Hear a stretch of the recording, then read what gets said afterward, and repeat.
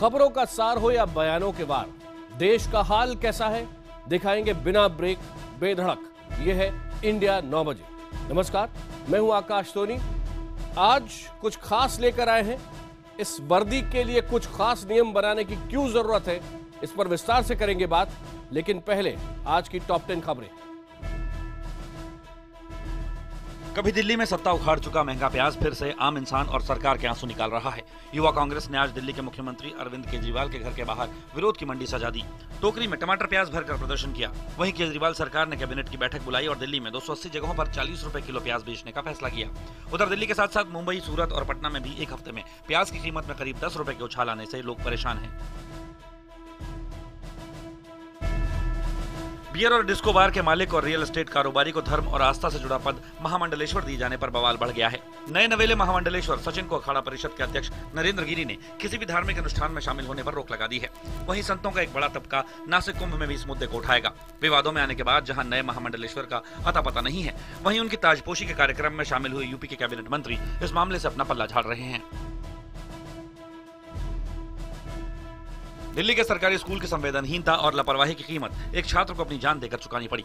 जहांगीरपुरी के सरकारी senior secondary school का 10वीं का छात्र शक्ति खेलते खेलते बेंच पर गर्दन के बल गिर गया। उसे सांस लेने में दिक्कत होने लगी। आरोप है कि मदद मांगने के बावजूद टीचर या प्रिंसिपल उसे गाड़ी में अस्पताल नहीं ले गए। बाद में खुद बच्चों ने मोटरसाइकिल पर लाद कर शक्ति को अस्पताल पहुंचाया, लेकिन तब तक वो दम तोड़ चुका था। इस केस में पुलिस ने लापरवाही से मौत का मुकदमा दर्ज कर लिया है। भारत और पाकिस्तान बातचीत की टेबल पर बैठने वाले हैं, लेकिन सरहद पर विश्वासघात का सिलसिला लगातार जारी है। जम्मू के आरसपुरा सेक्टर की कम से कम 13 भारतीय चौकियों पर पाकिस्तान की ओर से भारी गोलीबारी की गई। अखनूर में एक नागरिक की मौत की खबर है। बीएसएफ का कहना है कि कानाचक सेक्टर के आसपास छिपे आतंकवादियों की भारत में घुसपैठ करवाने के लिए फायरिंग की गई। शिवसेना ने पाकिस्तान से बात न करने की अपील की है। कहा है कि वो सिर्फ बंदूक की जुबान समझता है। वहीं सरकार ने कहा है कि हमारे सुरक्षा बल फायरिंग का मुंहतोड़ जवाब दे रहे हैं। IBN7 की मुहिम हेल्प गीता रंग ला रही है। 15 साल से पाकिस्तान में रह रही हिंदुस्तानी लड़की गीता के मां बाप को खोजने और उसे अपने मुल्क वापस लाने की कोशिशें जोर पकड़ गई हैं। विदेश मंत्री सुषमा स्वराज के कहने पर पाकिस्तान में भारत के उच्चायुक्त राघवन और उनकी पत्नी ने कराची में खुद गीता से मुलाकात की। गीता सिर्फ 6 साल की थी जब वो बिछुड़कर पाकिस्तान चली गई थी। तब से इस बेजुबान लड़की को पाकिस्तान में ही पाला गया। वो कराची के ईदी हाउस में रहती है। न बोल सकती है, न सुन पाती है। सलमान खान की फिल्म बजरंगी भाईजान की कहानी उसकी जिंदगी से मिलती जुलती है। खुद पाक में मानवाधिकार कार्यकर्ता अंसार बर्नी ने उसकी वापसी के लिए अभियान चलाया हुआ है। एक महिला IAS कह रही है, इस देश में न जन्मना लाडो। इस ट्रेनी अफसर ने फेसबुक पर यौन उत्पीड़न से जुड़ा अपना दर्द बयां करते हुए यह भी लिख दिया है कि मैं यही दुआ कर सकती हूं कि इस देश में कोई महिला जन्म न ले। यहाँ हर शाख पर उल्लू बैठा है। इस महिला अफसर की पोस्टिंग मध्य प्रदेश के सिवनी में हुई। उसे एक अफसर ने अश्लील संदेश भेजे, जिसकी शिकायत दर्ज करवाने जब वो अदालत पहुंची तो वकील संतोष चौबे का सलूक बेहद असंवेदनशील था। इस महिला IAS का फेसबुक पोस्ट वायरल हो गया। बाद में उसने सफाई दी, कहा भावनाओं के आवेग में उसने ऐसा लिख दिया था। मुंबई और महाराष्ट्र में सालों पुरानी इमारतें जीते जी आपकी कब्र बना सकती हैं। कल देर रात ठाणे में 50 साल पुरानी 3 मंजिला इमारत कृष्ण निवास ताश के पत्तों की तरह ढह गई और उसमें दबकर 12 लोग मर गए, जबकि 10 जख्मी हुए हैं। इमारत में रहने वाले भट्ट परिवार के सभी 5 सदस्य इस हादसे में जिंदा दफन हो गए। हैरत है कि इतनी पुरानी और जर्जर इमारत के बावजूद न उसे खतरनाक इमारत की लिस्ट में डाला गया था, न खाली करवाने का नोटिस दिया गया था।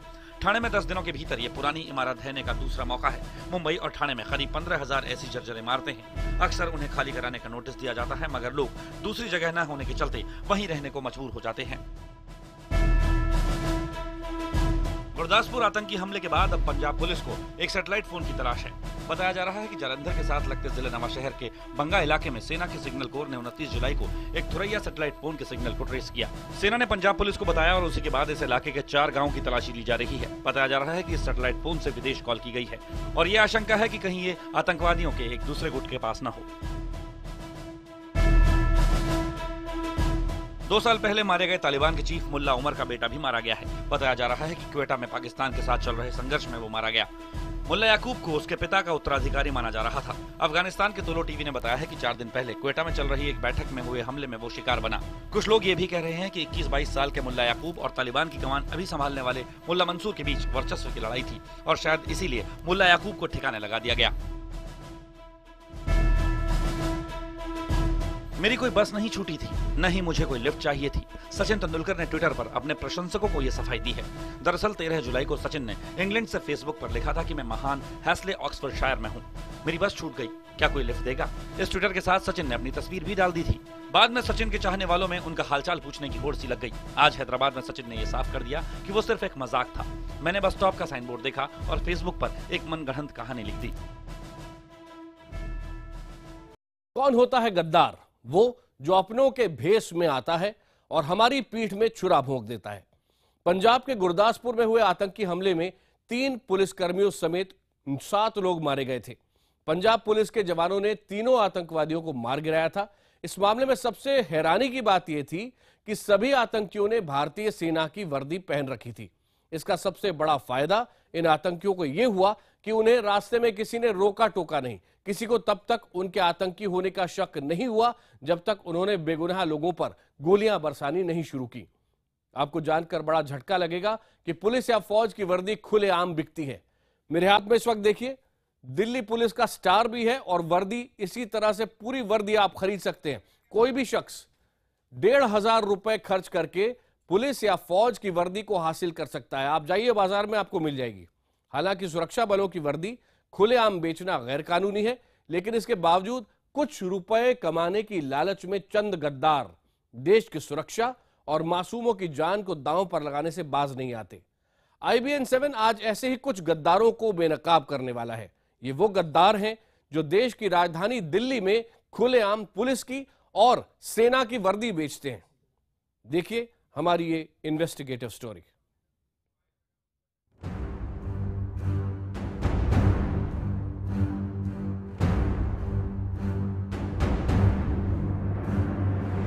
ये वर्दी ही है जो एक पुलिस वाले और फौजी को आम इंसान से अलग करती है। ये वर्दी ही है जो जवानों में देशभक्ति और हिम्मत भरती है। ये वर्दी ही है जिसे पहनकर भारत माँ के सपूत हर दुश्मन से टकरा जाते हैं। लेकिन देश के दुश्मन हमारे जवानों की वर्दी का गलत इस्तेमाल अपने नापाक मंसूबों के लिए कर रहे हैं। पंजाब के गुरदासपुर में सीमा पार से आए आतंकवादियों ने भी हमारे ही जवानों की वर्दी पहन रखी थी और इसी वर्दी की आड़ में उन्होंने कत्लेआम मचाना शुरू किया। इस आतंकी हमले के बाद IBN 7 ने वर्दी के गलत इस्तेमाल की जानकारियां जुटानी शुरू की। हमने खोजने शुरू किए ऐसे लोग जो हैं वर्दी के नक्काल, जो फौज और पुलिस की वर्दियां बनाते हैं और गैर कानूनी तरीके से बेचते हैं। हमारी टीम ने राजधानी दिल्ली के कई इलाकों में जाकर वर्दी बनाने और बेचने वालों की पड़ताल की। सबसे पहले IBN 7 का खुफिया कैमरा पहुंचा दिल्ली के किंग्सवे कैंप में।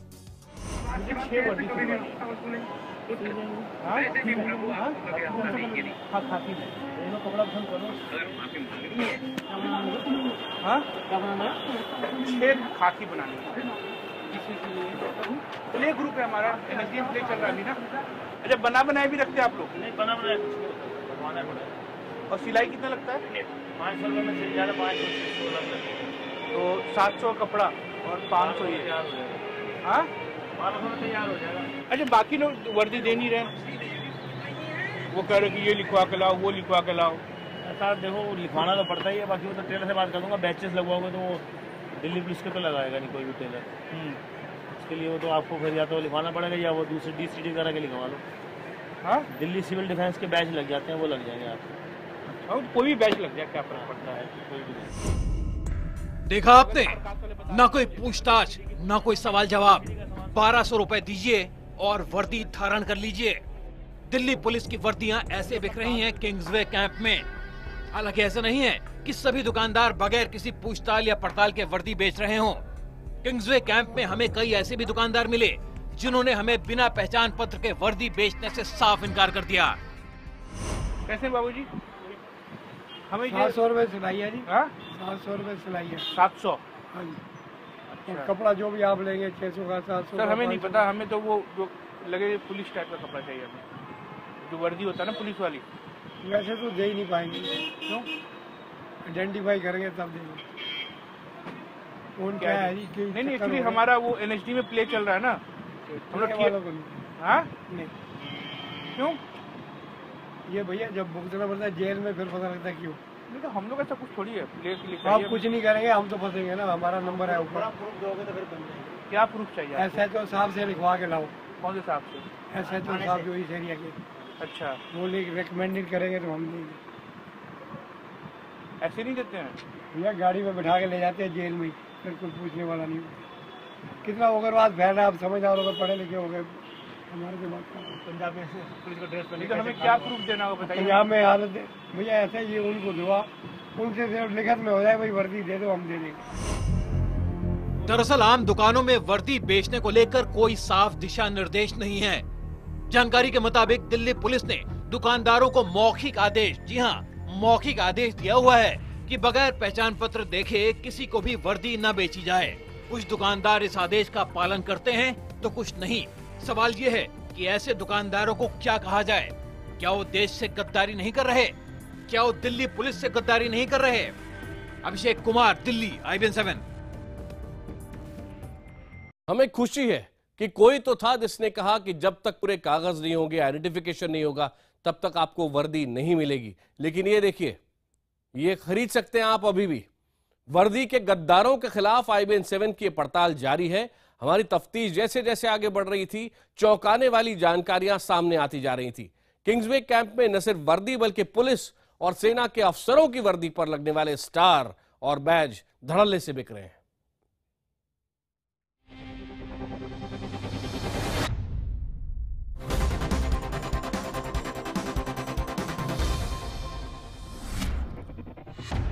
खाकी वर्दी का रुतबा बढ़ता है उस पर लगे स्टार और बैज से। कानूनन किसी भी अधिकारी की वर्दी पर लगने वाला स्टार उसे सरकार की ओर से मिलता है। लेकिन पैसे दीजिए और दिल्ली के किंग्सवे कैंप में किसी भी तरह का कोई भी स्टार और बैज ले लीजिए। जी हाँ, ये देखकर हम हैरान थे। बातचीत के दौरान दुकानदारों ने बताया कि पुलिस और सुरक्षा बल के अफसर तक यहाँ से स्टार और बैज खरीदते हैं। यानी नकली सम्मान और देश से गद्दारी का सिलसिला दूर तक है। वो सम्मान जो अर्जित किए जाते हैं यहाँ पर दुकान में यूं ही बिकते हैं।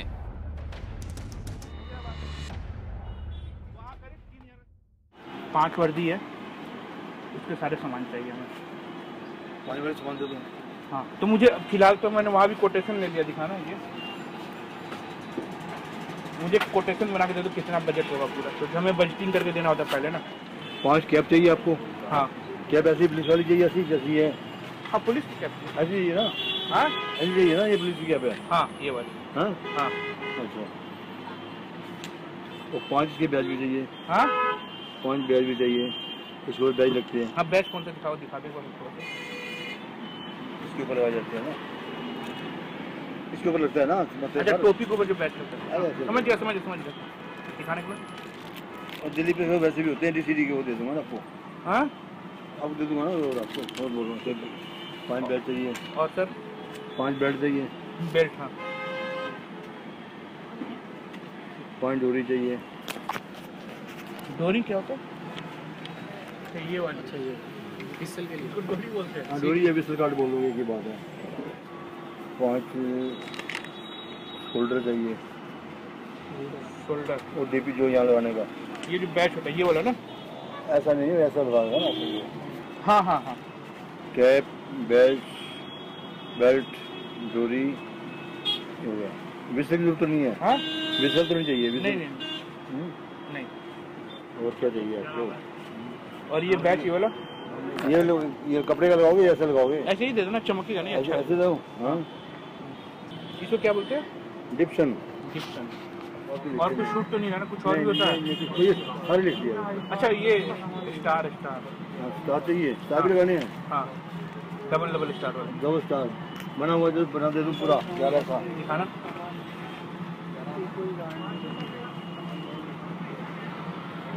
ऐसा बना हुआ लगाओगे? हाँ हाँ हाँ, पूरा तैयार। दिखाई दे। हाँ, इस तरह। हाँ, 5 या 15, 6.5 के ओरे बढ़ जाएंगे। दिल्ली के किंग्सवे कैंप में दिल्ली पुलिस की वर्दी का रियलिटी चेक करने के बाद IBN 7 की टीम पहुंची दिल्ली ही के कैंट इलाके में। कैंट वो इलाका है जहां सेना से जुड़े लोग रहते हैं।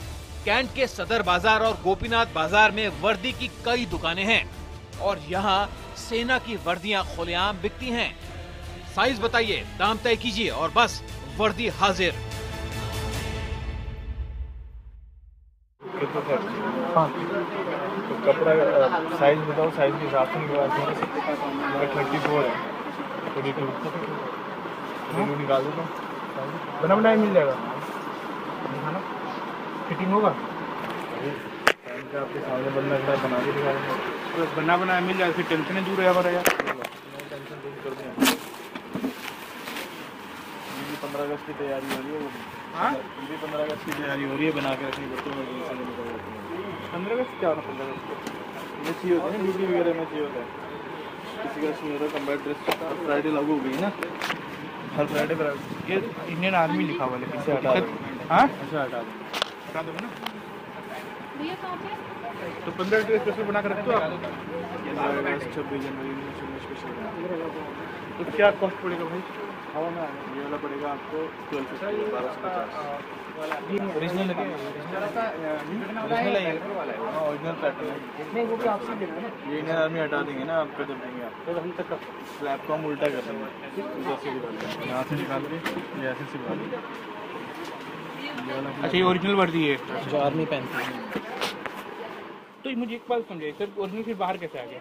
ये तो अंदर मिलता यार होगा। हम ही तो बनाएंगे, बाहर कौन बनाएगा? रैंक तो हम ही बनाएंगे ना।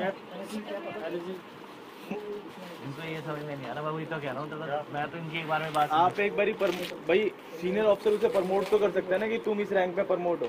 हाँ बाकी उसे तो परचेसिंग खुद करनी है ना, उस रैंक की परचेसिंग तो खुद करेगा। नहीं समझे, मैंने दिखाई भाई। जैसे ये जो चीज़ है सर, ये 1 स्टार है ना, ये प्रमोशन के बाद मिला 1 स्टार। तो जब प्रमोशन हुआ तो मुझे कंपनी देगी ना सर मेरी? यहाँ नहीं होता ऐसा, ऑल ओवर क्या मिलिट्री आपको पैरामिलिट्री कंपनी सिर्फ ये बोलेगी कि क्या आप इस promoted रैंक हो में गए? प्रमोट हो गए, बस। अब आप प्रमोट हो, अब आप अपने हिसाब से, आपके पास एक बंदे के पास 20 यूनिफॉर्म, सरकार पता क्या देती है? सिर्फ एक पेयर देती है। एक पेयर वो कितने साल लगा 20 यूनिफॉर्म में थोड़ी लगा लेगा। अच्छा एक पेयर ये मिलता है सरकार को ना? एक पेयर देती है, बाकी तो परचेज करेगा बाहर पर से। एक पेयर जो सरकार देती है वो भी इससे ही घटिया होता है, इससे भी घटिया होता है, वो भी हमसे लेती है सरकार भी हमसे लेती है। सरकार हमारे बोल रही है कि हाँ भाई 100 लेफ्टिनेंट मर रहे हैं, अब मुझे 100 पीस का वो दे दो, आपको मैं पीओ बना के दे देता हूँ। तो कोई भी ले ले फिर हाँ। तो कोई आम आदमी भी ऐसे कैसे ले लेगा? लेकिन कैंट इलाके के इस बाजार में भी कुछ दुकानदार ईमानदार मिले। ऐसे लोग जिन्हें देश के गर्व और सम्मान की चिंता थी, जो देश की सुरक्षा से खिलवाड़ में शामिल नहीं होना चाहते। उन्होंने हमें बगैर किसी पहचान पत्र के वर्दी या उससे जुड़ी कोई भी चीज देने से साफ इनकार कर दिया। एक कहावत है, एक मछली पूरे तालाब को गंदा कर देती है। ठीक उसी तरह कुछ दुकानदार हैं जो पैसों के लालच में देश की सुरक्षा को दांव पर लगाने से बाज नहीं आते। इन लोगों को ही हम कहते हैं गद्दार। हालांकि इस केस में कमी हमारे खुद के सिस्टम में भी है, क्योंकि पुलिस और सेना की वर्दी बनाने और बेचने वालों के लिए साफ साफ नियम कायदे कानून नहीं है। आखिर क्यों नहीं है, ये सोचना सरकार का काम है। वक्त आ गया है जब सरकार इस मुद्दे पर सोचे और जल्द से जल्द नियम कायदे कानून लागू करे। अभिषेक कुमार, दिल्ली, IBN7। दिल्ली का हाल आपने देखा, खुलेआम सेना और पुलिस की वर्दी यहां बिक रही है। नियम क्या है, इस पर भी आगे बात करेंगे। लेकिन देश के दूसरे शहरों में हाल कैसा है? पंजाब हो या बिहार, यूपी या भारत की कोई और जगह, सेना और पुलिस की वर्दी हासिल करना कोई मुश्किल काम नहीं है। चलिए आपको दिखाते हैं बाकी शहरों में कैसे धड़ल्ले से बिक रही है पुलिस की और सेना की वर्दियां।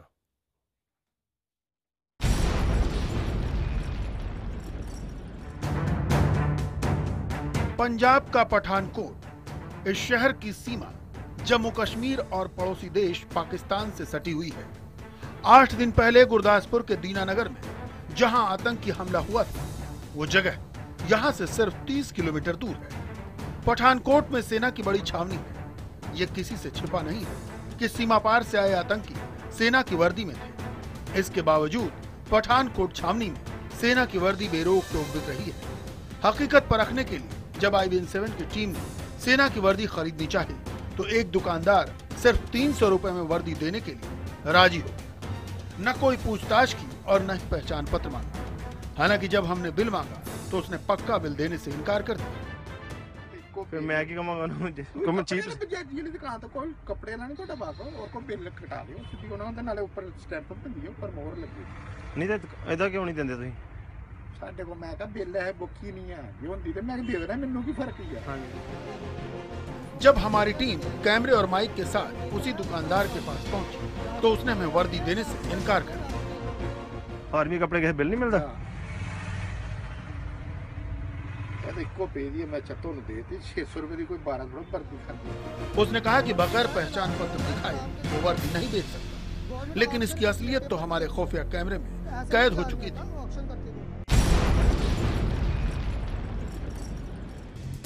बिहार की राजधानी पटना का भी हाल पठानकोट से अलग नहीं है। यहाँ भी तमाम दुकानों पर सेना और पुलिस की रेडीमेड वर्दियां खुलेआम बिक रही हैं। दुकानदारों का कहना है कि कोई भी आकर ये वर्दी आसानी से खरीद सकता है। ये जो है वैसे कोई भी खरीद सकता है क्या? इसमें मतलब इसमें ऐसा कुछ नहीं होता।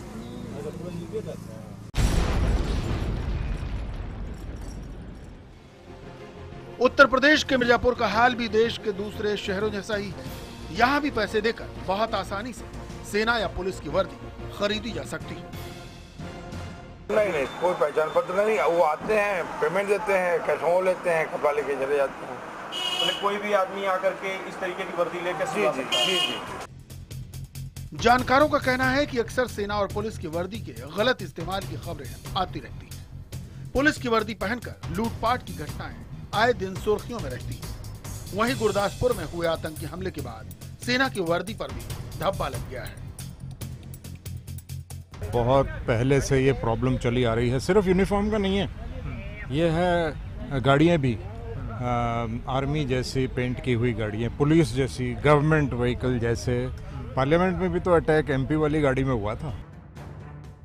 अपनी इस पड़ताल के जरिए हम ये दिखाना चाहते थे कि कैसे कोई आतंकवादी, अपराधी या असामाजिक तत्व बड़ी आसानी से सेना या पुलिस की वर्दी हासिल कर सकता है। केंद्र और राज्य सरकारों के साथ साथ पुलिस और सेना को भी इस मुद्दे पर गंभीरता से सोचना होगा और इस दिशा में जरूरी कदम उठाने होंगे ताकि आगे से कोई आतंकी सेना की वर्दी पर धब्बा न लगा पाए। Bureau report, IBN 7।